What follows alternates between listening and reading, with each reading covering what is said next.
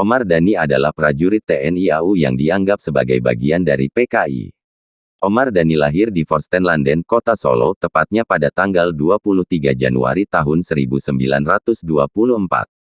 Omar Dhani merupakan anak dari KRT Reksonegoro, asisten Wedana Gondang Winangun, Klaten. Ia menjadi salah satu prajurit cemerlang yang dimiliki AURI, sekarang TNI AU, kala itu. Sejalan dengan pendahulunya, Halim Perdana Kusuma, Omar Dhani juga merupakan lulusan terbaik Royal Air Force Staff College di Andover, Inggris pada 1956. Omar Dhani yang dibesarkan di Klaten, Surakarta dan Yogyakarta, di lingkungan keluarga ningrat terpelajar yang menjabat di birokrasi pemerintahan. Lingkungan tersebut yang mendidiknya agar merdeka serta menjunjung martabat dan penuh rasa tanggung jawab. Omar Dhani mengawali pendidikan di Hollands Inland School, His Klaten, Jawa Tengah tahun 1937. Kemudian di SMA Negeri 1 Surakarta dan Mir Uit Gebreit Lager Onderwijs Mulo Kristen Solo tahun 1940. Pada tahun 1942, Omar masuk Algemin Middelbare School AMSB di Yogyakarta. Omar Dhani lulus studi ketika situasi Indonesia yang baru seumur jagung itu bergejolak. Mengawali menjadi seorang penyiar radio RRI, Omar Dhani remaja pernah menjadi informan bagi markas besar tentara di Jakarta. Pada bulan Juli tahun 1946, Omar Dhani menjadi penyiar siaran bahasa Inggris di RRI Tawangmangu. RRI Tawangmangu merupakan pindahan dari RRI Yogyakarta yang pernah dibom tentara sekutu. Sebagai penyiar, Omar Dhani dan teman-temannya tidak menerima gaji. Omar Dhani sempat bekerja sebagai penyiar sekitar 3 bulan, setelah itu Omar Dhani berangkat ke Jakarta, menjadi informan bagi MBT, Markas Besar Tentara, yang berkedudukan di Yogyakarta.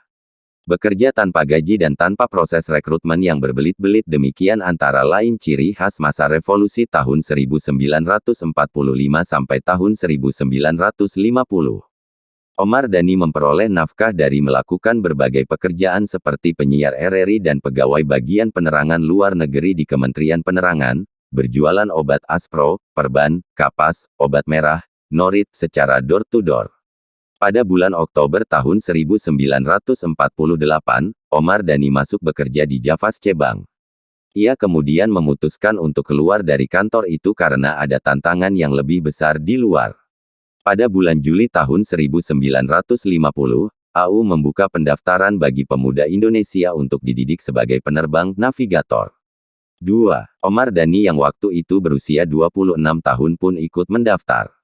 Pada bulan November tahun 1950, 60 penerbang kadet AURI termasuk Omar Dhani dikirim untuk belajar di Academy of Aeronautics, TALO at Trans-Ocean Airline Oakland Airport, di California, AS.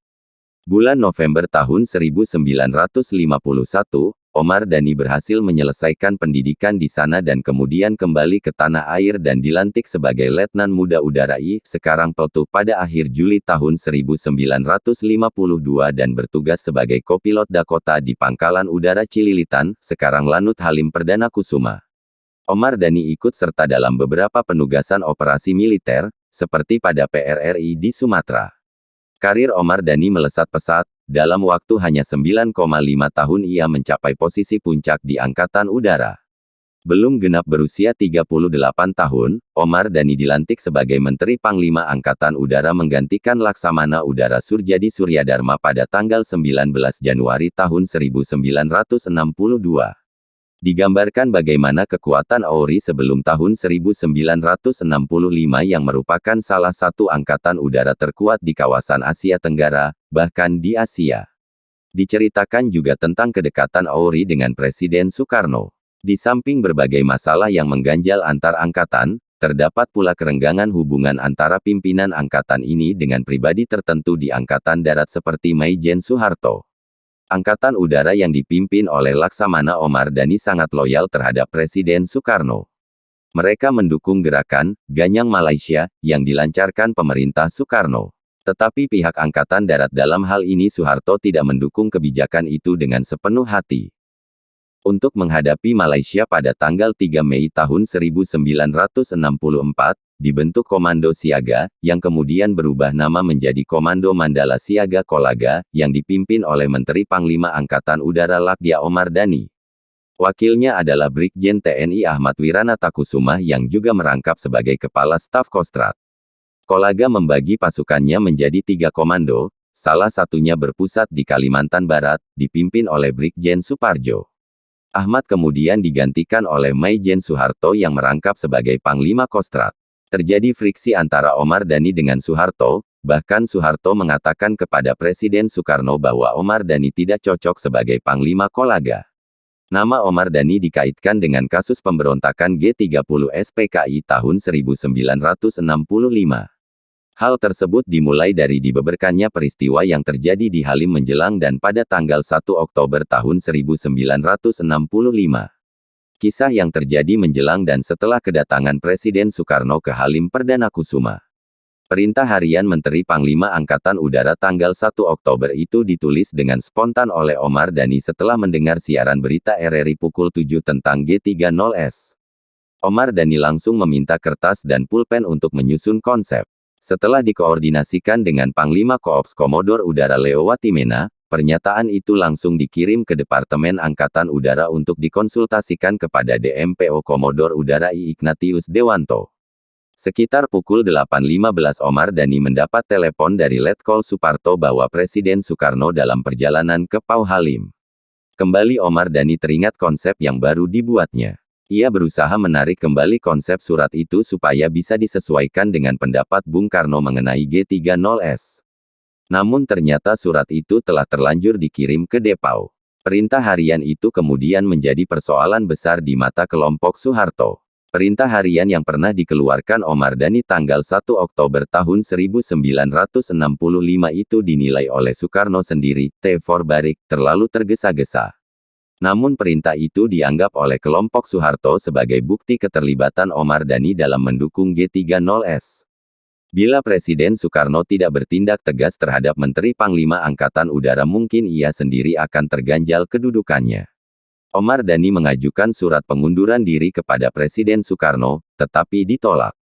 Sebagai jalan keluarnya, tanggal 14 Oktober tahun 1965 Bung Karno menugaskan Menteri Panglima Angkatan Udara melakukan perlawatan ke negara-negara Eropa dan Asia dalam rangka menjajaki kerjasama luar negeri dengan AURI. Omar Dhani berangkat dengan anak-anak dan istrinya yang sedang hamil 7,5 bulan, mengandung putri kelima, menuju Phnom Penh. Selama 6 bulan kurang 3 hari, Omar Dhani di luar negeri. Omar Dhani sebetulnya dapat saja terus berada di mancanegara dengan memanfaatkan keahlian sebagai pilot misalnya. Namun dari Phnom Penh, ia rela pulang ke Jakarta demi memenuhi tanggung jawab, demikian pengakuannya.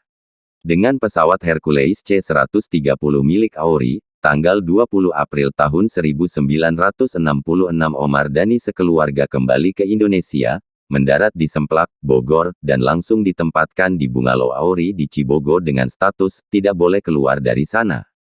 Dalam situasi seperti itu, bila malam tiba, Omar Dhani berbincang-bincang dengan ayahnya yang sebelumnya sudah dikonsinyir di sana, tentang hidup, kematian, tentang manusia, tentang Tuhan dan alam semesta.